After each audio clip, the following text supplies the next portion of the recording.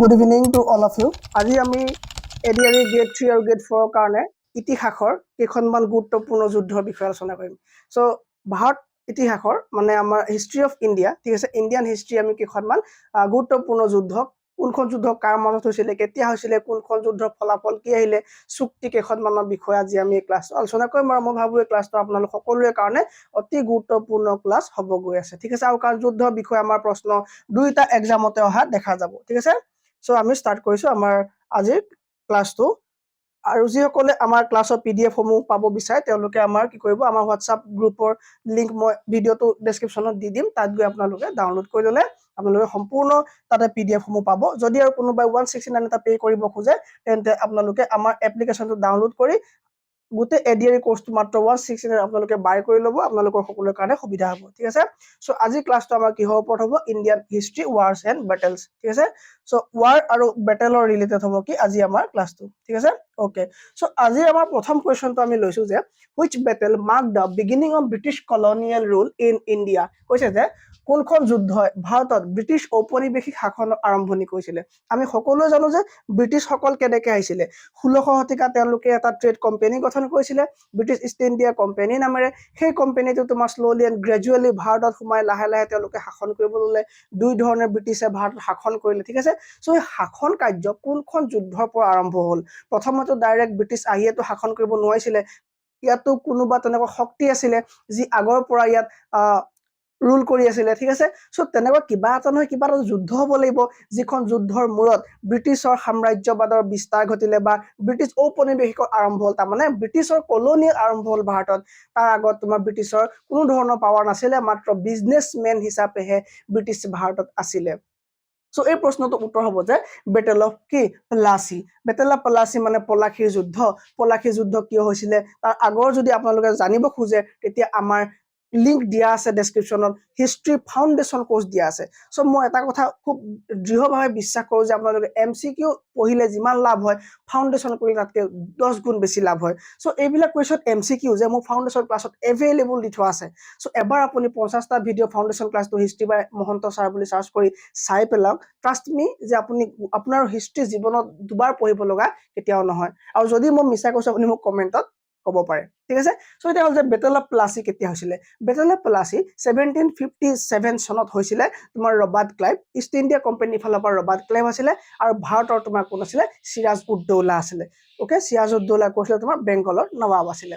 এতিয়া কথা হ'ল যে কিয় হ'বলৈ পালে বেটেল অফ প্লাচি হ'বলৈ পোৱা কাৰণটো হ'ল যে তোমাৰ আগতে তুমি জানিব লাগিব যে black tragedy, black hole tragedy কি আছিলে। সো ব্লেক হোল ট্ৰেজেডি মানে কি হ'ল মানে ব্লেক হোল ট্ৰেজেডিত কি হৈছিলে, ব্ৰিটিছৰ বহুতখিনি চলজাক তোমাক কি কৰিছিলে, চিৰাজ উদ দৌলাই হত্যা কৰিছিলে। সো সেইখিনি এতিয়া মই নকওঁ, ক'বলৈ গ'লে বহুত দীঘলীয়া হৈ যাব, ঠিক আছে। সো আমি এতিয়া টু দা পইণ্ট কথা পাতিম, যিহেতু আমি MCQs আলোচনা কৰি আছোঁ, ঠিক আছে। সো তাৰ ৰিভেঞ্জ ল'বৰ কাৰণে কি কৰিলে, ৰবাৰ্ট ক্লাইভ মানে ব্ৰিটিছ ইষ্ট ইণ্ডিয়া কোম্পানী হৈ পেলাই ৰবাৰ্ট ক্লাইভ আৰু তোমাৰ চিৰাজ উদ দৌলাৰ মাজত এখন ফাইট হৈছিলে, যিখন ফাইট তোমাৰ বেটেল অফ প্লাচি বুলি কোৱা হয়। তাৰমানে পলাশী নামৰ ঠাইত কি হৈছিলে, এই বেটেলখন হৈছিলে। কেতিয়া হৈছিলে, 1750 কিমান হ'ব, 1757, ঠিক আছে। তো 1757 কি হ'ল, বেটেল অফ প্লাচি হৈছিলে, ঠিক আছে। ওকে, সো এইটো তোমাৰ কোনখন নদী পাৰ্ট বুলি ক'লে তোমাৰ ৰিভাৰ অফ হুগলি, ঠিক আছে। সো হুগলি ৰিভাৰ বেংক, ঠিক আছে। So bank of Hooghly river তাতে এইটো হোৱা দেখা গৈছিল, ঠিক আছে। সো এইটো আমাৰ হৈ গ'ল। তাৰপৰা যদি আমি অপশ্যন কেইটা আলোচনা কৰি পেলাওঁ একেলগে আমাৰ বহুত বেছি সুবিধা হৈ যাব।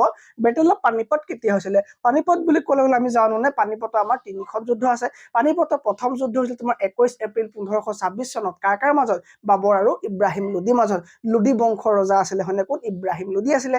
এই ইব্ৰাহিম লোদীৰ লগত তোমাৰ কাৰ হৈছিলে, বাবৰৰ 21 এপ্ৰিল 1526 21 এপ্ৰিল 1526 কি হৈছিলে, ফাৰ্ষ্ট বেটেল অফ পানিপত হৈছিলে, ঠিক আছে। কাৰ মাজত ক'লো মই, বাবৰ ভাৰ্চেছ তোমাৰ কি হ'ব, ইব্ৰাহিম লোদী।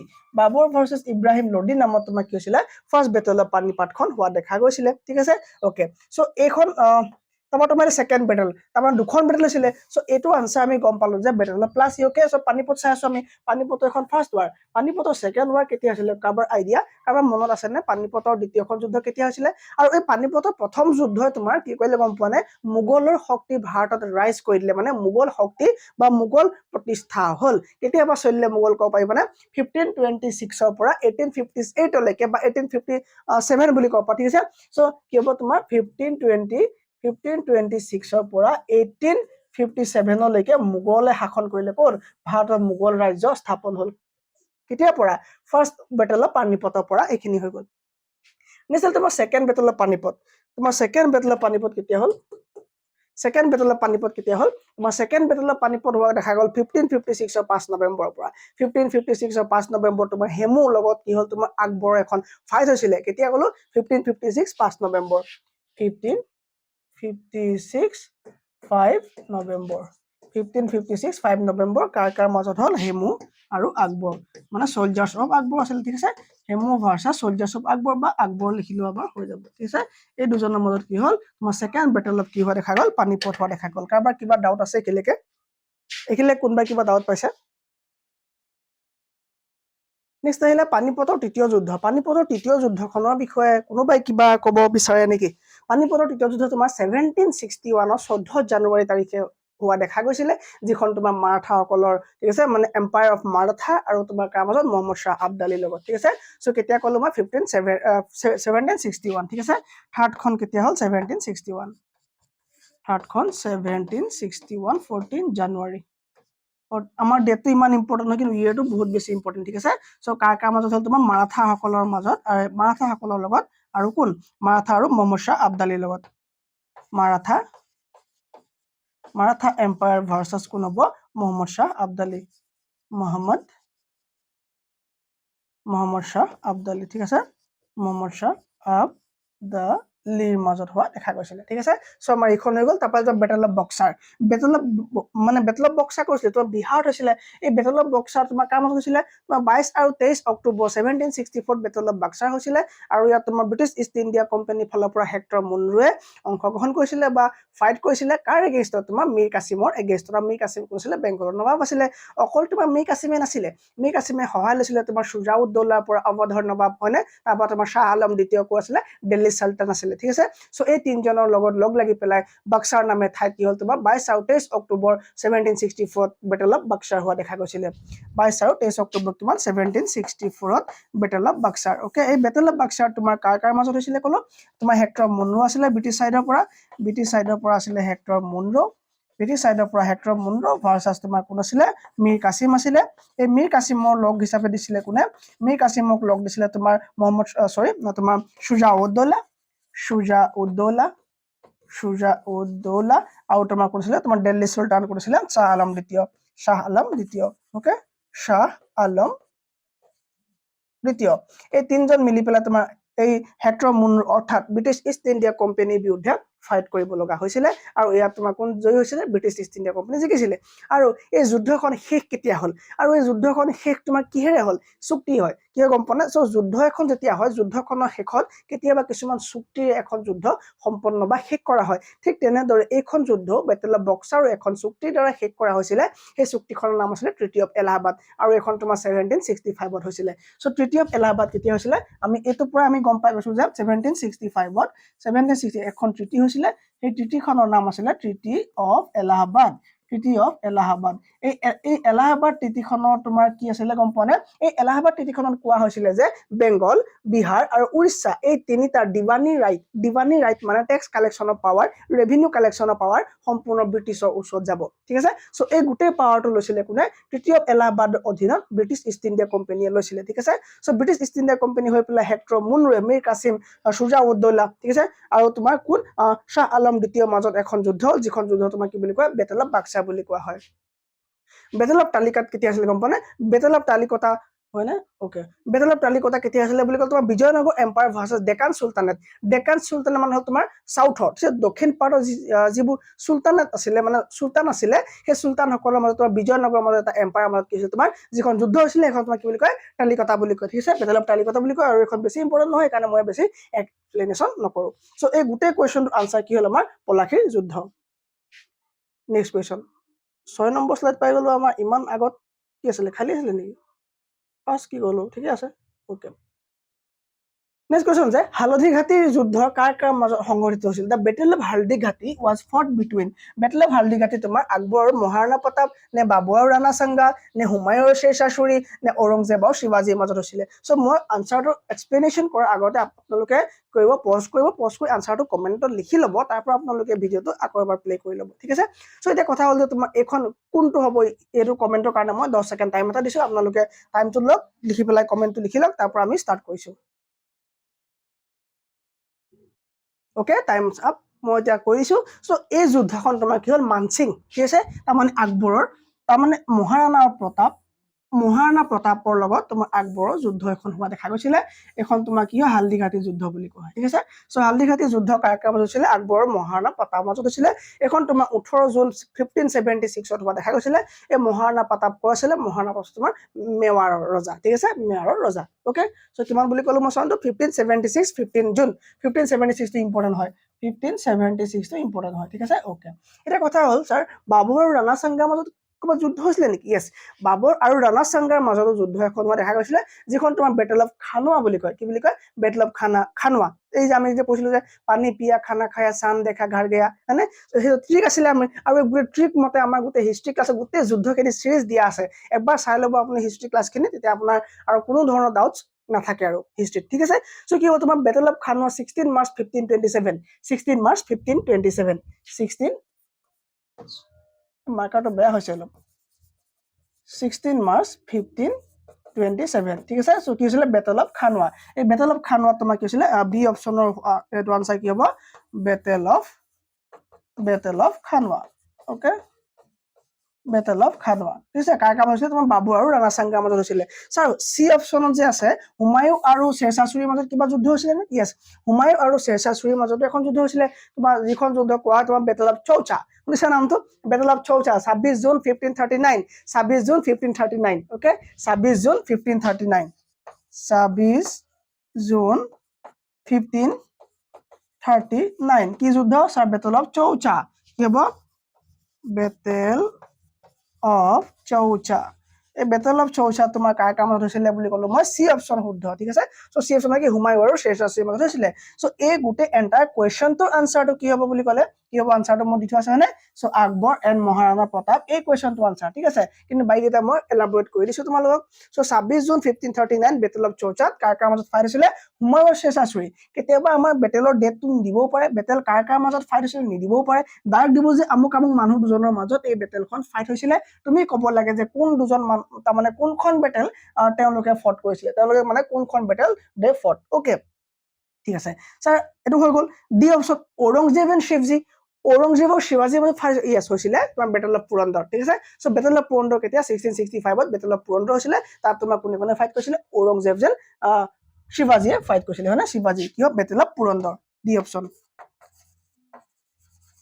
বেটেল অফ পুৰন্দৰ এইবোৰ লিখি যাবা কপিত লিখি যাবা লিখি গৈ পেলাই তুমি ডেইলি শুৱাৰ আগত এবাৰ ৰিভিজন কৰিবা আৰু ৰিভিজন ইজ পাৱাৰ যদি ৰিভিজন নকৰা তুমি হাজাৰ বুজি পোৱা হাজাৰ ভিডিঅ' চোৱা হাজাৰ MCQs ক্লাছ কৰা তুমি একো কাম নহয় তুমি বুজি নাপালে বা তুমি ৰিভিজন নকৰিলে তুমি কৰিব নোৱাৰা ঠিক আছে next question who led the Marathas in the third battle of Panipat কৈছে যে থাৰ্ড বেটেল অফ পানিপটত তোমাৰ কোনে মাৰাঠাসকলক লিড কৰিছিলে চ' মাৰাঠাসকলক সেই সময়ত লিড কৰা মানুহজন কি তোমাৰ বাজিৰাও ঠিক আছে কি হ'ব বালাজী বাজিৰাও ঠিক আছে এই বালাজী বাজিৰাও যদিও তেওঁ লিড কৰিছিলে কিন্তু তেওঁৰ কাজিনহে আছিলে তেওঁ কাজিনে এখন গোটেই যুদ্ধখন চলাইছিলে তোমাৰ কি হ'ব এই কাজিনে যুদ্ধখন চলাইছে তেওঁৰ নাম কি সদাশিৱ ৰাও ভাও ঠিক আছে চ' সদাশিৱ ৰাও ভাওহে তোমাৰ একচুৱেলি কি আছিলে ফট কৰিছিলে মানে তেওঁলোকৰ হৈ পেলাই মাৰাঠাসকলৰ হৈ পেলাই ফট কৰা মানুহজন কৰিছিলে একচুৱেলি কৈছে সদাশিৱ ৰাও ভাও কিন্তু গোটেই লিড কৰা মানুহ তোমাৰ বালাজী বাজিৰাও ঠিক আছে Balaji Bajirao next question The first Anglo-Mysore War ended with the Treaty of মই কৈছো নে প্ৰতিখন যুদ্ধ বা মেক্সিমাম যুদ্ধ এখন চুক্তিৰ দ্বাৰা এখন সন্ধিৰ দ্বাৰা শেষ হোৱা দেখা যায় চ' সন্ধিত কোৱা হয় যে তুমি হাৰিলা তুমি এইটো কৰিব লাগিব তুমি মোক এইটো দিব লাগিব তেতিয়া তোমাৰ লগত মই সম্পৰ্ক ভালে ৰাখিব বা নহ'লে তুমি হাৰিলা যদিও তোমাক মই ৰাজ্য ঘূৰাই দিছো কিন্তু তুমি তাৰ বদলি মোক এইটো দিব লাগিব হয়নে চ' এই ধৰণৰ সন্ধি কিছুমান হয় আৰু এই সন্ধিবিলাকে এখন যুদ্ধ শেষ কৰে চ' যুদ্ধখনৰ নাম আৰু সন্ধিখনৰ নাম বেলেগ বেলেগ হোৱা দেখা যায় চ' এইটো কুৱেশ্যন কৈছে যে এংলো-মাইচৰ ৱাৰ এংলো-মাইচৰ ঠিক আছে চ' এই এংলো ৱৰ্ডটো তোমাৰ ব্ৰিটিছ বুজাইছে আৰু মাইচুৰ মানে সেই জেগাডোখৰ, ঠিক আছে। চ' মাইচুৰ এম্পায়াৰ আৰু মানে ব্ৰিটিছৰ মাজত যে যুদ্ধ হৈছিলে, ফাৰ্ষ্ট যুদ্ধ হৈছিলে, সেই যুদ্ধখন কোনখন চুক্তিৰ দ্বাৰা শেষ হৈছিলে? চ' 4খন চুক্তিৰ কথা আছে। চ' কোনখন চুক্তি শুদ্ধ হয় মোক কমেণ্টত দিব লাগে। মই 10 ছেকেণ্ড সময় দিছোঁ।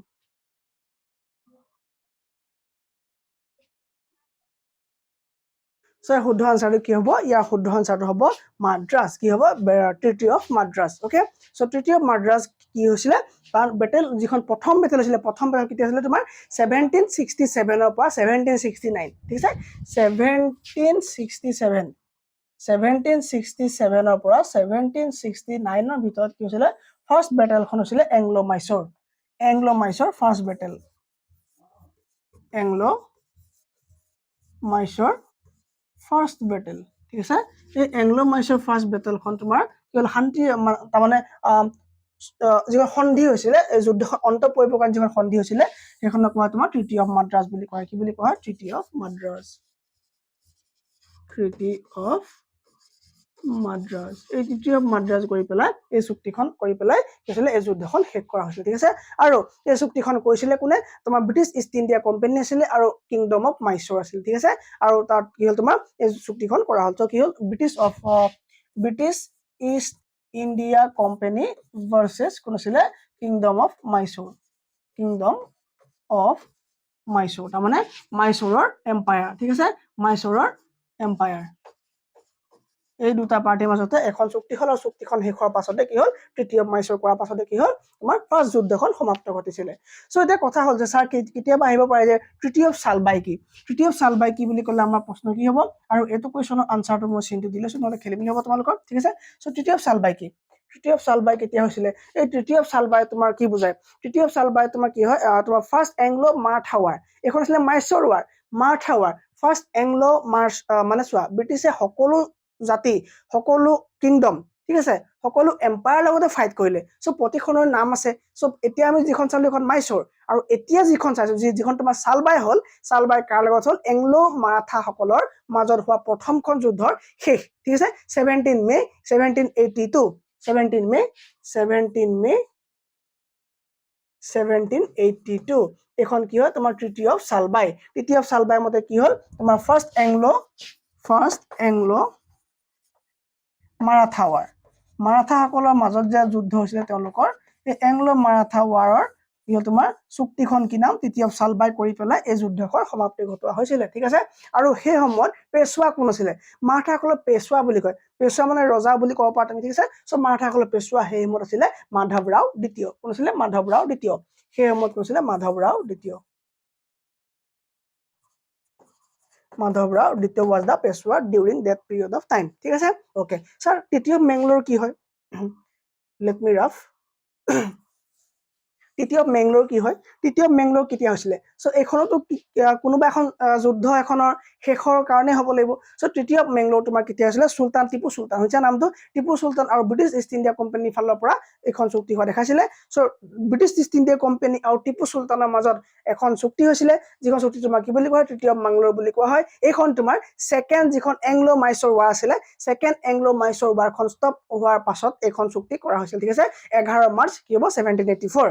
11 March 1784। 11 March 1784 Tipu Sultan versus British East India কোম্পানীৰ মাজত হৈছিলে কোনখন? Treaty of Mangalore. Sir, treaty of Srirangapatna কেতিয়া হৈছিলে?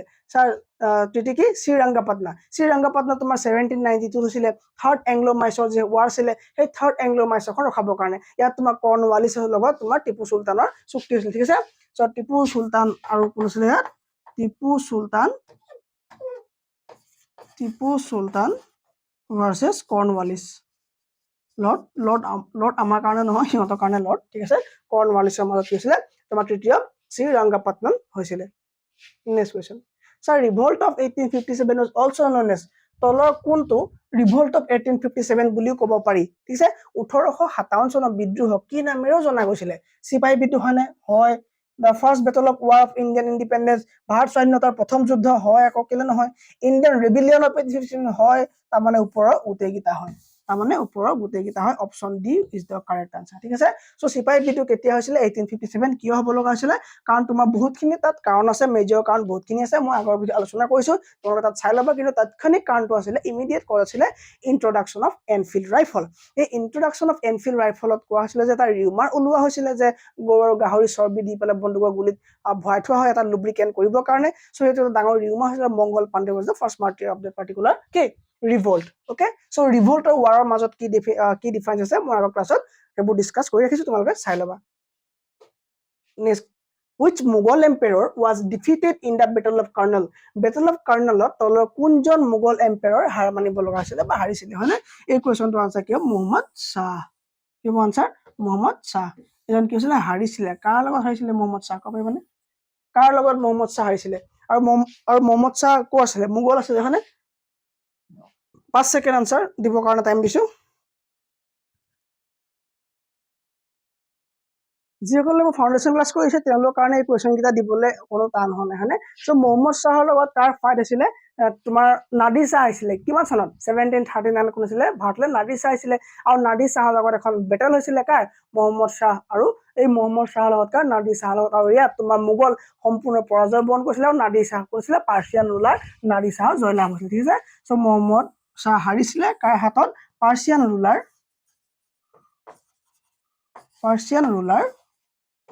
নাদিৰ শাহৰ ওচৰত হয়নে নাদিৰ শাহৰ ওচৰত কি হৈছিলে হাৰিছিলে কোন হাৰিছিলে মোহাম্মদ শাহ হাৰিছিলে ঠিক আছে okay The Battle of Wandiwash was fought between ওয়ান্ডিভাছৰ যুদ্ধ কাৰ কাৰ মাজত হৈছিল ওয়ান্ডিভাছৰ যুদ্ধ হৈছে নামটো কাৰ কাৰ মাজত হৈছিল ওয়ান্ডিভাছৰ যুদ্ধ কোৱা ব্ৰিটিছ আৰু ফ্ৰান্সৰ মাজত হৈছিল কেতিয়া 1760 ঠিক আছে 1760 তোমাৰ ব্ৰিটিছ আৰু ফ্ৰেঞ্চৰ মাজত হৈছিল বেটল অফ ওয়ান্ডিভাছ 1760 অপশন এ আমি ডিসকাস কৰিছো আৰু এটা শুদ্ধ আনসাৰ হয় ঠিক আছে সো 1760 ব্ৰিটিছ আৰু ফ্ৰেঞ্চৰ মাজত এখন যুদ্ধ হৈছিল আৰু এই যুদ্ধখন তোমাৰ এটা বেলেগ এখন যুদ্ধ পাৰ্ট আছিল সো এখন তোমাৰ কাম আছে ব্ৰিটিছ ইষ্ট ইণ্ডিয়া কোম্পানী আৰু ফ্ৰেঞ্চ ইষ্ট ইণ্ডিয়া কোম্পানীৰ মাজত এখন বেটেল আছিল আৰু ইয়াত ব্ৰিটিছ জিকিছিল আৰু ব্ৰিটিছ জিকি পেলাই এটো প্ৰমাণ কৰিলে যে the victory of British mark the ending of the French colonial কি হ'ব তোমাৰ এম্বিশন ইন ইণ্ডিয়া ঠিক আছে সো ফ্ৰেঞ্চে যে ভাৰতত যে কলোনি পাতিম বুলি হৈছিল সেই এম্বিশনটো সেই সপোনটো চুৰমাৰ কৰি দিলে যেতিয়া তোমাৰ ব্ৰিটিছৰ ভিক্টৰি হৈছিল সো ব্ৰিটিছে সকলোৰে লগতে ফাইট কৰিছে কাৰ লগত নাই কৰা ভাৰতলৈ ব্ৰিটিছ আহিছিল পৰ্তুগীজ আহিছিল ডাচ আহিছিল হয়নে ইংলেণ্ড আহিছিল ওকে গোটেইখিনি মানুহ আহিছিল ওকে সো গোটেইখিনিকে হৰুৱালে কোনে ব্ৰিটিছে হৰুৱাই পেলাই নিজে ৰুল কৰিলে ভাৰতত সো 1760 হ'ল তোমাৰ বেটেল অফ ওয়ান্ডিভাছ কৰি পেলাই কোন জিকিলে ব্ৰিটিছ জিকিলে কাৰ এগেইনষ্টত ফ্ৰান্সৰ এগেইনষ্টত জিকিলে ঠিক আছে এতিয়া ক'ব লাগে মোক যে ব্ৰিটিছ আৰু ডাচ্ছৰ মাজত কি যুদ্ধ হৈছিল ব্ৰিটিছ আৰু ডাচ্ছৰ মাজত হোৱা যুদ্ধখনৰ নাম কি ওকে ইয়াৰ আনসাৰ কি হ'ব তোমাৰ বেটেল অফ কি হ'ব battle of Bedara okay battle of Bedara option B battle of বেদাৰা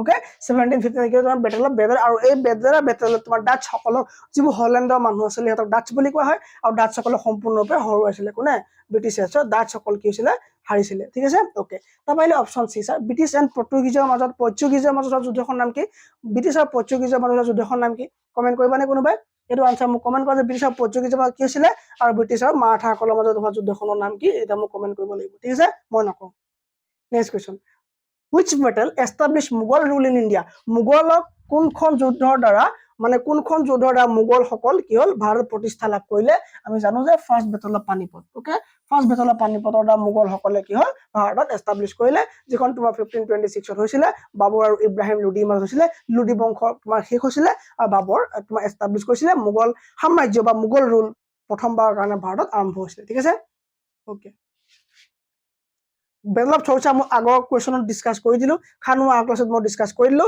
আৰু তালিকতা মই আগৰ কোৱেশ্চনত ডিসকাশন কৰি দিলো এই তিনটা মই ডিসকাশন কৰি দিয়া হৈছে কাৰ বিলয়ৰ দ্বাৰা দ্বিতীয় ইংছিক যুদ্ধ অন্ত পৰিছিল সো কেতিয়াবা কি হয় তোমাৰ অসমীয়া তুমি বুজি নাপাব পাৰা ঠিক আছে সো তুমি ইংলিশটো প্ৰিফাৰেন্স দিবা সদায় এক্সামত কি বুজিছা তুমি সব ভালকে বুজি পাবা The second Anglo-Sikh War ended with the annexation of কোনখন ৰাজ্যক লগ